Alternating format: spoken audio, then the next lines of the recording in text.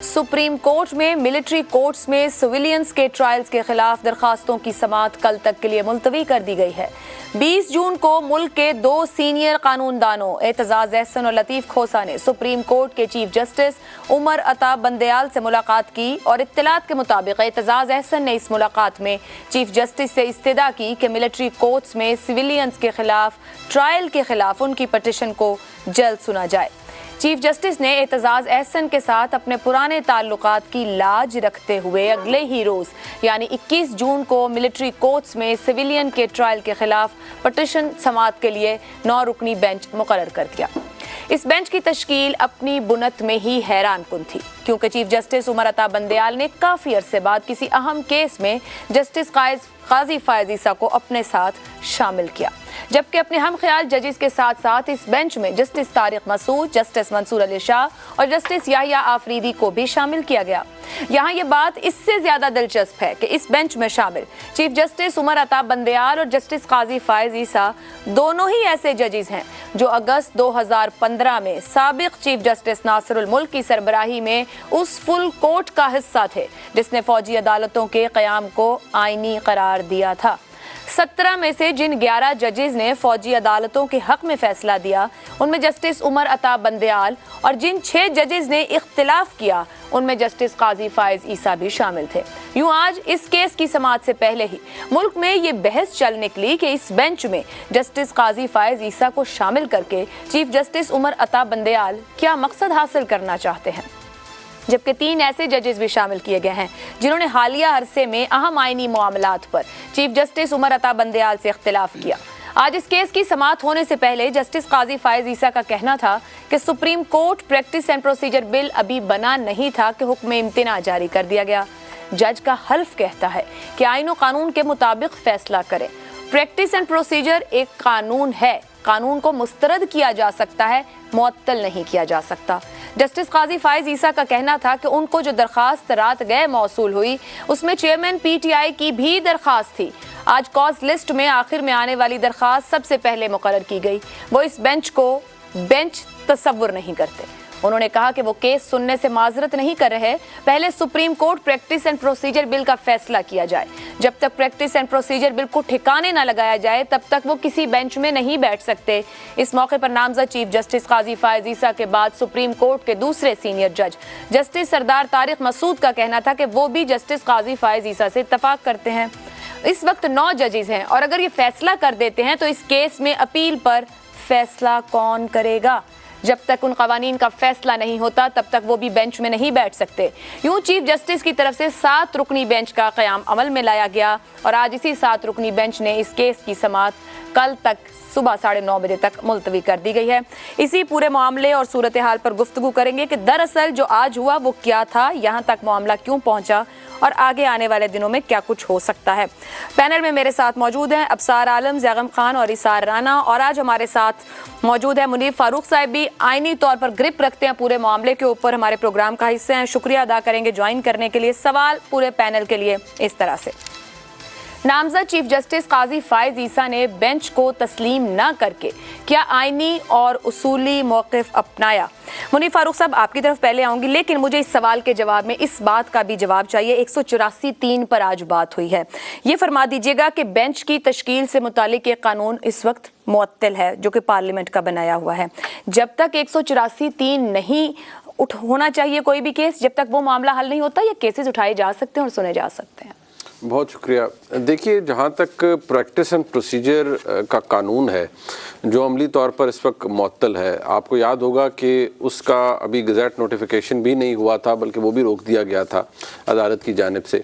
तो 2 आर्ग्यूमेंट्स हैं। एक वो जो कि चीफ जस्टिस साहब का है, वो ये कि प्रैक्टिस एंड प्रोसीजर का जो कानून है वो अमली तौर पर मुअत्तल है और अदालत के हुक्म के बाद मुअत्तल है। तो जब मुअत्तल है तो फिर बेंच को कॉन्स्टिट्यूट करते वक्त उस कमेटी का अमल दरामद उस पर करना या उसके तहत बेंचेस कॉन्स्टिट्यूट करना वो मुमकिन नहीं है, ना ही उसकी ज़रूरत है। दूसरा नुक्ता भी बहुत वज़नदार है और वो आइनी नुक्ता है। वो ये कि अदालत अगर तो कोई कानून जो कि पार्लियामेंट से पास करदा हो, अगर वो आइन से से मुतसादम है या आइन और कानून के टच स्टोन्स के ऊपर पूरा नहीं उतरता, तो अदालत उसको कलअदम करार दे सकती है, रेफर बैक कर सकती है पार्लियामेंट को। लेकिन किसी भी कानून की जो इम्प्लीमेंटेशन है उसको मुअत्तल कर देना इस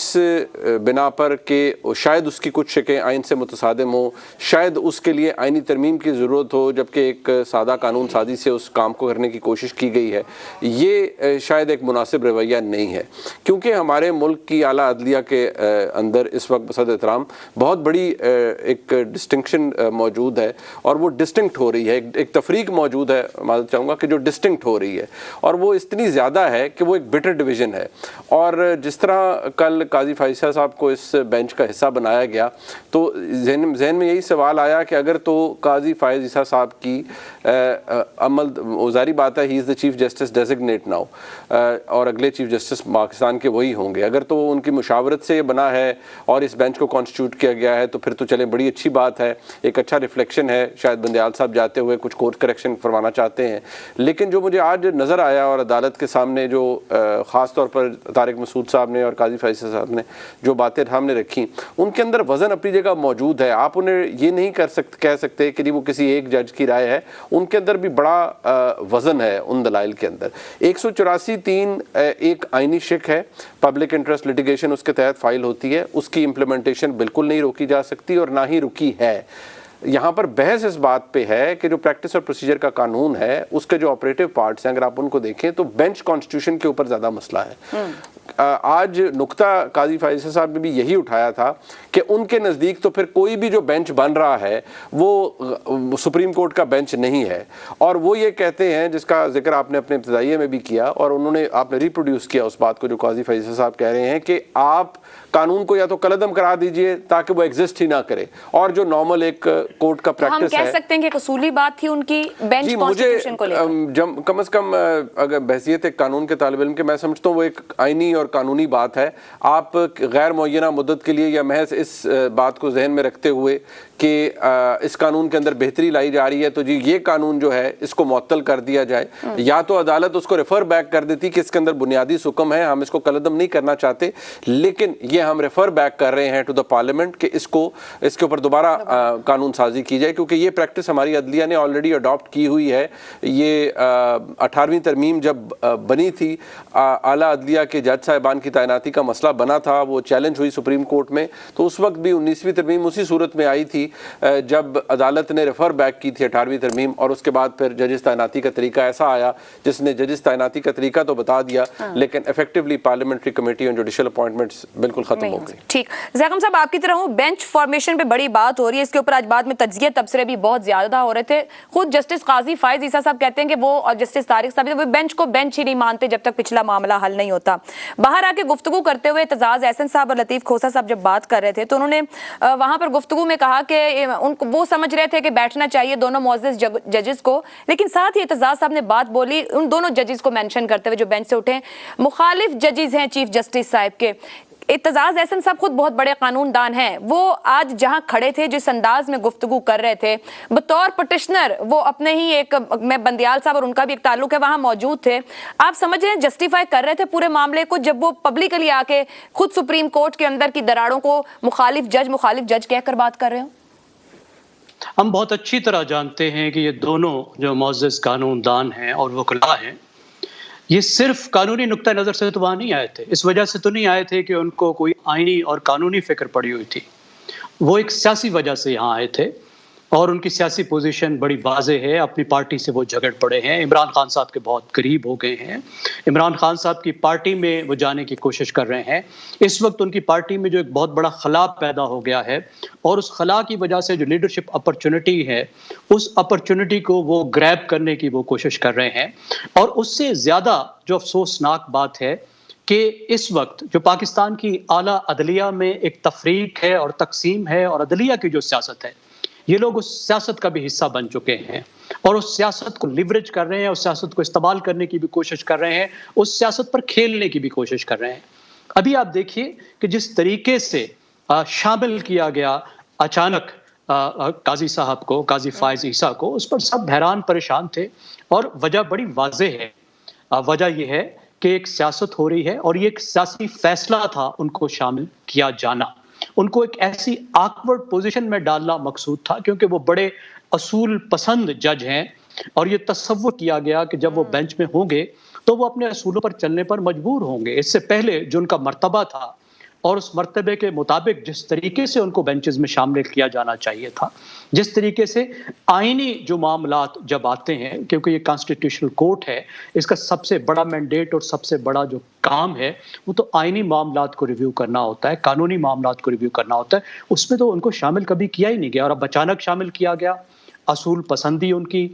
उसमें उनको इस्तेमाल करना एक लिहाज से, फिर उनको इस्टेब्लिशमेंट के सामने एक ला खड़ा करना एक ऐसे वक्त में जब उनका अपना अनाउंसमेंट हो चुकी है और थोड़े ही अरसे में खुद चीफ जस्टिस बन जाएंगे, तो अंदर की जो एक तकसीम है उसकी एक शक्ल देखिए कि उनको बड़ी प्यार मोहब्बत से एकदम ला के और सामने खड़ा कर देना इस्टेब्लिशमेंट के एक ऐसे केस में जो हमें मालूम है, जिसकी एक बहुत बड़ी नज़ाकत है। इस्टेब्लिशमेंट कह चुकी है कि एक बहुत बड़ी रेड लाइन क्रॉस हुई है और इसको मिलिट्री एक्ट के आर्मी एक्ट के तहत ही इसका ट्रायल होना चाहिए, तो उनको सामने लाना। लेकिन जो चीज नहीं देखी गई वो ये नहीं देखी गई कि इससे बड़े आईनी और कानूनी सवालात हैं जिनको जस्टिस फायज ईसा इससे पहले उठा चुके हैं। अब वो खुद किसी बेंच में नहीं बैठना चाहते। वो कह चुके हैं जब तक ये बात तय नहीं होती कि बेंचेस कैसे फॉर्म होंगे उस वक्त तक जैगब साहब, मैं एक बात, आपने जो बात की है कि बेंच जिस तरह फॉर्मुलेट हुआ और जो उसका मकसद था, जिसको आप एक सियासी फैसला कह रहे हैं और ये कह रहे हैं कि काजी फायज ईसा साहब को उन्होंने एक्सपोज किया एक तरह से उस मामले के लिए जो वो चाह रहे थे किसी तरह, तो फिर हमारे सवाल का जवाब ये है कि उन्होंने जो फैसला लिया अपनी जगह पे बेंच को तस्लीम ना करके, तो ये उनको मुश्किल में डाल गया सीजे साहब को, काजी फायज ईसा का जवाब। यकीन क्योंकि बैकफायर कर गया है। जो उन्होंने जो करने की कोशिश की, जिस तरह की उन्होंने एक सिचुएशन देने की कोशिश की, उस सिचुएशन देने में वो नाकाम हुए और एम्बेरस हुए, क्योंकि काजी फायज ईसा जो है उनकी जो पहले वाली पोजीशन उन्होंने रीअसर्ट की। अब देखिए उनके 3 रुकनी बेंच ने जो फैसला किया था उसे किस तरीके से एक सर्कुलर के जरिए एक ऐसे अफसर को जिसको विफाकी हुकूमत ने वापस बुला रहा था, उसके सर्कुलर के जरिए उसको सस्पेंड किया गया। और उनका मौक़िफ़ बहुत अहम है। ये ट्राइकोटमी ऑफ पावर के बारे में जो बेसिक तकसीम है पाकिस्तान में ताकत की, उसमें पार्लिमान और अदलिया के दरमियान में जो तकसीम है उसमें जिस तरीके से मुसलसल पाकिस्तान की अदलिया ट्रांसग्रेस कर रही है, ये उसके बारे में है। बहुत अहम आईनी और कानूनी पोजीशन है।